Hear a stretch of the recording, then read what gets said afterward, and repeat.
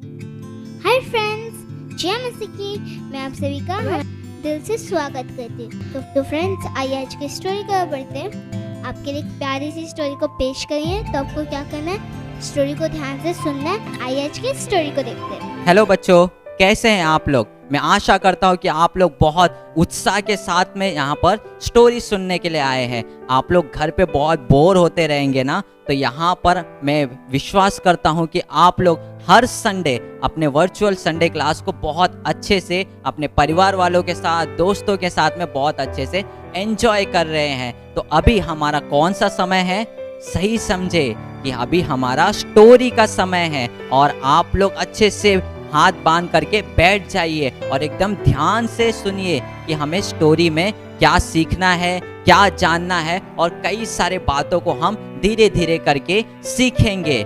और सिर्फ इतना ही नहीं, आज का स्टोरी तो बहुत स्पेशल है, क्योंकि आज हम पता है क्या सीखने वाले हैं। जो आप लोग सोचते हैं कि ये परेशानी तो मेरे साथ में जुड़ चुका है, ये परेशानी मुझसे कभी भी अलग नहीं होने वाला है, ये परेशानी तो मेरा दोस्त बन के, या फिर ये परेशानी कभी भी मेरा साथ कभी नहीं छोड़ने वाला है, ऐसे चीज़ों से आप लोग बहुत परेशान रहेंगे ना। कभी पढ़ाई का टेंशन रह सकता है, या फिर जॉब का टेंशन रह सकता है, या फिर पैसों का टेंशन रह सकता है। ऐसे अलग अलग प्रकार के चिंता में आप लोग अपने मन को लगाए रहेंगे। लेकिन सिर्फ इतना ही नहीं, ये परेशानी से आप लोग छुटकारा पा सकते हैं। हाँ, आपने सही सुना कि इस परेशानी से हम छुटकारा पा सकते हैं, क्योंकि आज का पता है थीम क्या है? आपने सुना ना क्या है थीम? वेरी गुड, आज का थीम है परमेश्वर से कुछ भी असंभव नहीं है। तो जो परेशानी आप लोग सोच रहे हैं कि ये परेशानी मुझसे कभी नहीं जाएगा, ये तो संभव ही नहीं है कि परेशानी जा सकता है, लेकिन परमेश्वर उन बातों को संभव कर सकता है। इसके ऊपर ही बाइबल में एक छोटा सा घटना दिया गया है कि घटना में एक जोड़े के बारे में बताया गया है कि परमेश्वर ने उनके जीवन में जो असंभव था उसे कैसे परमेश्वर ने संभव कर दिखाया। पता है क्या था वो घटना? एक जोड़े में एक पति और एक पत्नी थे।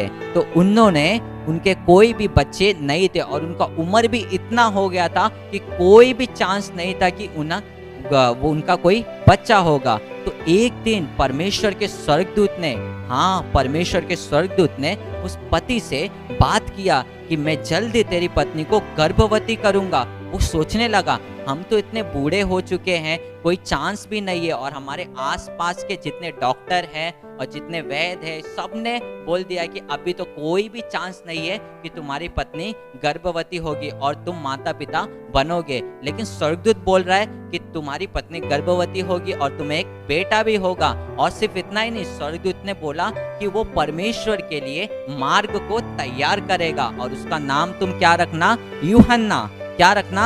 हाँ, यूहन्ना। तो स्वर्गदूत के बातों को सुन के वो पिताजी बहुत चौंक गए और पूछने लगे, ये सब कैसे होने वाला है? सब लोग तो बोल रहे कि कुछ नहीं हो सकता, अभी कोई चांस ही नहीं है। लेकिन उन्होंने पता है क्या कहा? परमेश्वर के द्वारा सब कुछ संभव है। परमेश्वर तुम्हारे जीवन में जो असंभव बात है उसे भी संभव कर दिखाएंगे। तो वो परमेश्वर की बातों को मन में रखता है और परमेश्वर की बातों पर विश्वास करता है। और कुछ ही समय के बाद में उसकी पत्नी जो गर्भवती नहीं हो सकती थी, वो गर्भवती हो जाती है, और सब लोग चौंक जाते हैं कि इसका तो कोई चांस ही नहीं था गर्भवती होने का। लेकिन उसके पति तो जानता था ये करने वाला कौन है? परमेश्वर। जो सब लोग बोल रहे थे ये नहीं हो सकता, इसका कोई चांस नहीं है, उसे परमेश्वर ने संभव कर दिखाया, और सब लोग चौंक गए। और सिर्फ इतना ही नहीं, जब वो लड़का पैदा होता है, वो लड़का पैदा होने पे उसके पिताजी उसका नाम क्या रखते हैं? थोड़े समय पहले मैंने बताया था ना कि उसका नाम क्या रखना है।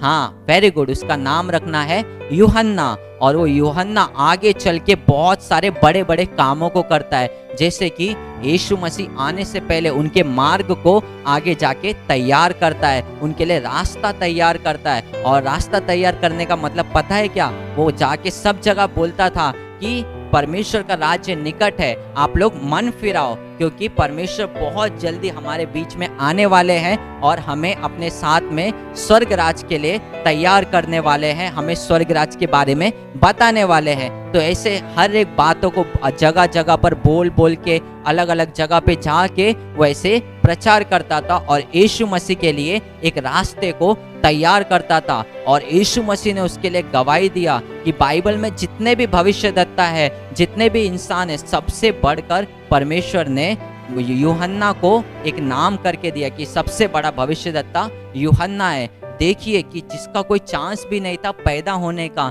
जिसका कोई चांस नहीं था दुनिया में आने का, उसके द्वारा परमेश्वर ने इतने बड़े काम को कर दिखाया। या आपको लगता है क्या संभव हो सकता था?